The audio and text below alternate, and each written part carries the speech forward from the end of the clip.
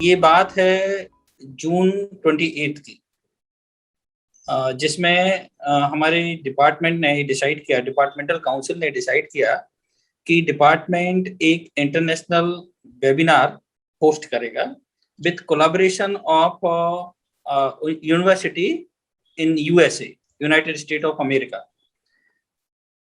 और उसकी departmental council से जब ये निर्णय हो गया तो फिर हमने एक नोट शीट चलाई यूनिवर्सिटी अथॉरिटीज को के संज्ञान में इस बात को लाने के लिए कि हमारे काउंसिल ने डिसाइड किया है कि हम एक वेबिनार करना चाहते हैं और वेबिनार का टॉपिक क्या होगा उसको लेके हमने एक अप्रूवल के लिए नोट शीट बढ़ाई और वो नोट शीट जो है वाइस चांसलर से अप्रूव होके हमारे पास में वापस आई। उसके बाद फिर हमने उसके आगे की प्रक्रिया शुरू की कि आगे की प्रक्रिया में फिर ये होता है कि हमें ये देखना होता है कि इस टॉपिक पे देश में और दुनिया में कौन से अथॉरिटीज हैं, स्पीकर्स हैं, साइंटिस्ट हैं, एकेडमिशियन हैं जो इस पे अपनी बात रख सकते हैं, दोस्त who are authority in the matter. ठीक है ना। तो हमारा जो टॉपिक था वो साइंटिफिक टेम्परामेंट पे था, cultural and linguistic hurdle in achieving scientific temper, ये हमारा वेबिनार का टॉपिक था। तो फिर हमने सर्च करना शुरू किया तो हमें तमाम लोग इस में मिले और उसी क्रम में हमने हमें एक आईसीएसएसआर के रिटायर्ड साइंटिस्ट गौहर रजा साहब से हम परिचित हुए कि उनका काम है इस मैटर पे, इस विषय पे। लिंग्विस्टिक में फिर हमें पता चला कि दिल्ली विश्वविद्यालय में बड़े रिनाउंड प्रोफेसर हैं, प्रोफेसर अपूर्वानंद। तो हमने उन लोगों से रिक्वेस्ट किया कि हम ऐसा ऐसा एक प्रोग्राम कर रहे हैं और हम आपसे निवेदन करते हैं कि आप अपना कुछ समय हमें इसके लिए दें और उस वेबिनार में आपका हम डिलिब्रेशन चाहते हैं। तो उन्होंने हमारे आमंत्रण को स्वीकार किया। उसके बाद फिर हमने लिस्ट फाइनल की स्पीकर्स की। जब हमारा पोस्टर और बैनर डिपार्टमेंट में और यूनिवर्सिटी प्रीमाइसेस में लगना शुरू हुआ तो यूनिवर्सिटी एडमिनिस्ट्रेशन में कुछ लोग थे, उनको वो ठीक नहीं लगा। उसमें दो अथॉरिटीज हैं, उनका नाम लेना तो ठीक नहीं होगा, एक हमारे डिपार्टमेंट से हैं और एक जो है वो यूनिवर्सिटी एडमिनिस्ट्रेशन से हैं। तो उन लोगों को ये बात अच्छी नहीं लगी और उन लोगों ने कई तरीके से हर्डल्स क्रिएट करना शुरू किया। एक फोन आया एडमिनिस्ट्रेशन से, यूनिवर्सिटी एडमिनिस्ट्रेशन से कि आप वेबिनार कर रहे हैं लेकिन आपने अभी तक उसकी अप्रूवल नहीं ली है। मैंने कहा अप्रूवल तो ली है हमने। तो फिर मेरे को वाइस चांसलर ऑफिस में बुलाया गया, कॉल आया कि आप आ जाइए। मैं पहुंचा तो उन्होंने कहा आपने अप्रूवल नहीं लिया है। मैंने कहा अप्रूवल तो लिया है, मैंने जो इवेंट है उसका अप्रूवल लिया है। बोले नहीं, आपको स्पीकर्स का भी अप्रूवल लेना चाहिए कि इसमें स्पीकर्स कौन होंगे। मैंने कहा ठीक है। तो मैंने एक दूसरी नोट शीट चलाई और फिर उसमें जो है 20 जुलाई को उसका भी अप्रूवल हो गया। वाइस चांसलर ने जो लिस्ट थी उसको अप्रूव कर दिया। उन्होंने साथ में इंस्ट्रक्शन दिया कि जो आपके स्पीकर्स हैं उनको लेके हमें कुछ वो है कि उनके बारे में जो जानकारी हमें लगी है कि वो देश के विरोध में बोलते हैं। तो मैंने कहा मैडम ऐसा है, उस समय हमारी जो वाइस चांसलर थी उनसे मेरी बात हुई कि यदि वो देश के विरोध में बोलते हैं तो दे आर रेनाउंड साइंटिस्ट और वो दिल्ली यूनिवर्सिटी में प्रोफेसर हैं। यदि वो ऐसा कर रहे होते तो दिल्ली यूनिवर्सिटी में प्रोफेसर कैसे हो सकते। तो उन्होंने कहा नहीं, आप उसमें मेंशन कर दीजिए कि जो डेलिब्रेशंस होंगे उसमें किसी तरह के जो रूल्स एंड रेगुलेशंस हैं उनका वायोलेशन नहीं होगा। आप गाइडलाइन फ्रेम करिए कि किस तरीके से डेलिब्रेशंस होंगे। मैंने कहा ठीक है, वो सब हम करेंगे। हम गाइडलाइन देंगे कि कोई भी जो है किसी के हर्ट करने वाली बात नहीं करेगा और लॉ जो हमारी देश का कानून है उसके विरोध में बात नहीं करेगा, देश के विरोध में बात नहीं होगी। तो हम ये सारी चीजें जो है उनको गाइडलाइन जो है प्रोवाइड करेंगे स्पीकर्स को और उसके आधार पे होगा। उन्होंने कहा ठीक है।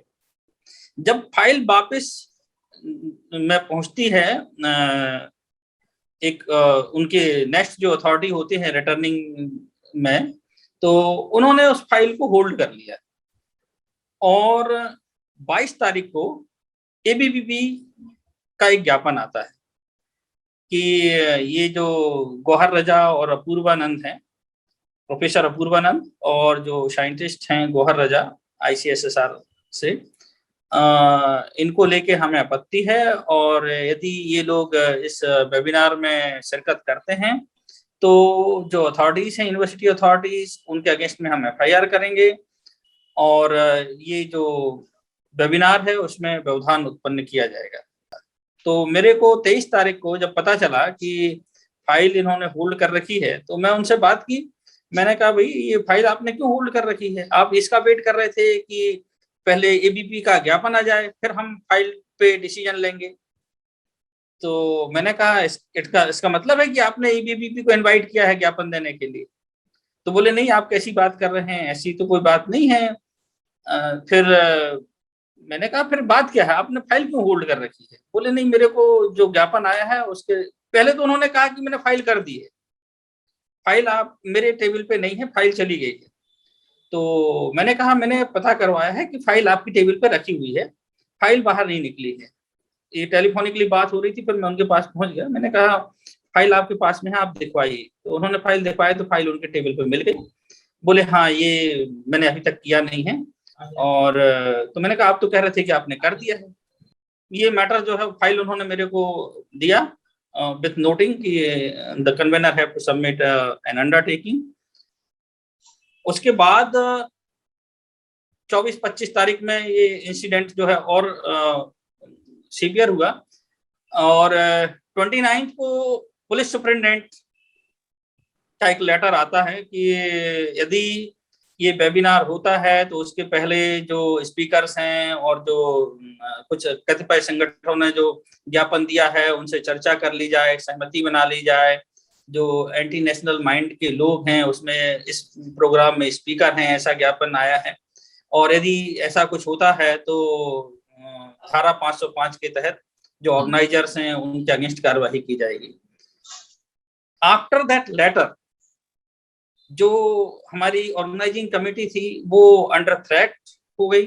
उसके बाद में 30 तारीख को जब हमारा प्रोग्राम शुरू होने वाला था, उसके 2 घंटे पहले यूनिवर्सिटी एडमिनिस्ट्रेशन से, वाइस चांसलर ऑफिस से फोन आया कि आपको BC ऑफिस में बुलाया जा रहा है। मैं वहां पहुंचा तो वहां पहले से रजिस्ट्रार और 1-2 अथॉरिटीज और बैठे हुए थे। तो उन्होंने कहा कि मिनिस्ट्री से हमें बार बार फोन आ रहा है कि आपका इस जो वेबिनार है उसका अप्रूवल मिनिस्ट्री से नहीं है, इसलिए आपको ये प्रोग्राम पोस्टपोन करना है। I was shocked. मैंने ये एक्सपेक्ट नहीं किया था कि इस तरह से यूनिवर्सिटी बिहेव करेगी। सडनली यूनिवर्सिटी जो है यू टर्न लेगी। तो मैंने कहा ये तो अब पॉसिबल नहीं है। प्रोग्राम हमारा जो है फाइनल स्टेज पे है, 2 घंटे बचे हुए हैं, हम कैसे इसको पोस्टपोन कर सकते हैं? आप कोई तरीका निकालिए, इसको मिनिस्ट्री से आप बात करिए। तो उन्होंने कहा नहीं, मिनिस्ट्री से हमें ये इंस्ट्रक्शंस मिले हैं कि जब तक इसका अप्रूवल नहीं होता है आपको ये प्रोग्राम पोस्टपोन करना है। मैंने कहा ठीक है, मैं अपने जो कोलैबोरेटर्स हैं उनसे बात करता हूं कि ये प्रोग्राम हमारा अकेला नहीं है, ये अंतर्राष्ट्रीय प्रोग्राम है, इंटरनेशनल वेबिनार है, और इसमें जो हमारे कोलैबोरेटर हैं US में, उनसे मैं बात करता हूं, यदि वो तैयार हो जाते हैं तो हम पोस्टपोन कर देंगे। तमाम यूनिवर्सिटीज हैं इंडिया में, वहां पे तमाम प्रोग्राम्स हो रहे हैं। ये मिनिस्ट्री के पास इंफॉर्मेशन किसने दिया? मिनिस्ट्री में कौन मिनिस्ट्री के साथ कम्युनिकेट कर रहा है कि अभी क्या होने जा रहा है? तो मैंने कहा ये मिनिस्ट्री अपने आप इन्वॉल्व हुई है, मिनिस्ट्री को कोई इन्वॉल्व कर रहा है, हमें ये भी एनालाइज करना चाहिए। और मिनिस्ट्री का भी स्टैंड ठीक नहीं है और यूनिवर्सिटी जो स्टैंड ले रही है वो भी ठीक नहीं है। क्योंकि आप जो हमारी फ्रीडम है, academic freedom, freedom of speech, freedom of expression, हमने कहा ये उसके ऊपर हमला है। तो यदि हम इसके लिए आवाज नहीं उठाएंगे, हम नहीं लड़ेंगे, तो कौन लड़ेगा? तो हमने कहा यूनिवर्सिटी को स्टैंड लेना चाहिए और मेरे को अलाउ करना चाहिए कि मैं इसको प्रोग्राम को आगे कंडक्ट करूं। लेकिन यदि यूनिवर्सिटी इतना एडवांस है यूनिवर्सिटी एडमिनिस्ट्रेशन और डिस्ट्रिक्ट एडमिनिस्ट्रेशन ने डिसाइड कर लिया है, पुलिस एडमिनिस्ट्रेशन ने, कि हमें प्रोग्राम नहीं होने देना है किसी भी कीमत पे, तो मैंने कहा मैं अदना सा प्रोफेसर मैं कुछ नहीं कर सकता हूँ, तो भी मैं अपने जो कोलैबोरेटर्स हैं उनसे बात करता हूँ, लेट मी सी, मुझे आप थोड़ा टाइम दीजिए, मैं उनसे बात करके देखता हूँ। फिर मैं उनसे बात किया तो उन्होंने कहा कि हम प्रोग्राम पोस्टपोन नहीं करेंगे, आप चाहें तो इस प्रोग्राम से अलग हो जाइए।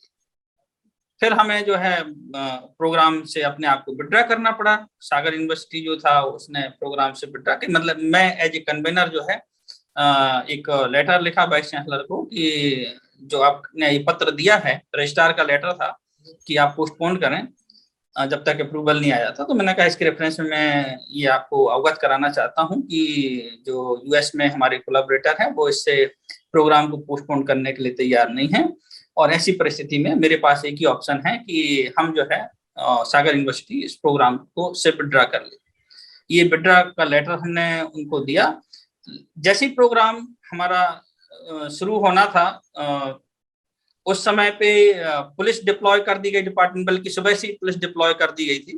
फिर मेरे को लगा कि नहीं, ये जो इशू है वो इतना इजी नहीं है, इट्स वेरी कॉम्प्लिकेटेड, और जो लोग इसके पीछे हैं, whether it is ABVP Akhil Bharatiya विद्यार्थी परिषद या और भी जो उनके आका हैं, वो साइंटिफिक टेम्परामेंट की बात से घबराते हैं।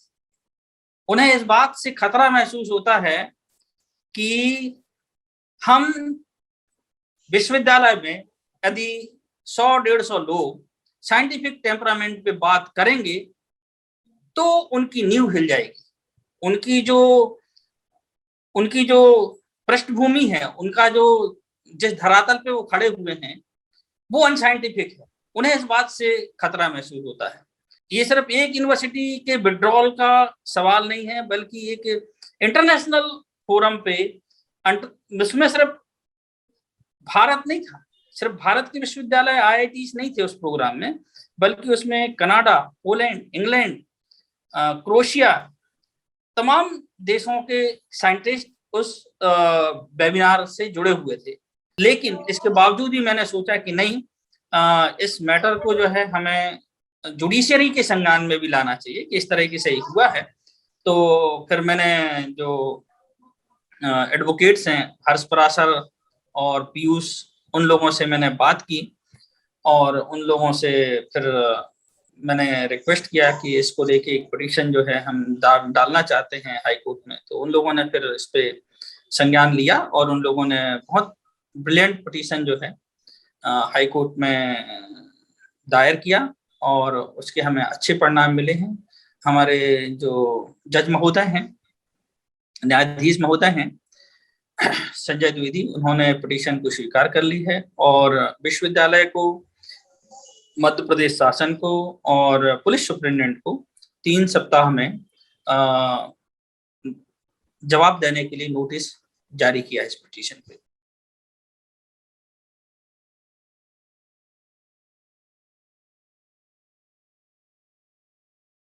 द वायर के और वीडियोस देखने के लिए सब्सक्राइब करें और बेल आइकन पर क्लिक करें। स्वतंत्र पत्रकारिता की आर्थिक मदद करने के लिए डिस्क्रिप्शन में दिए गए लिंक पर जाएं और अपनी राशि चुनें।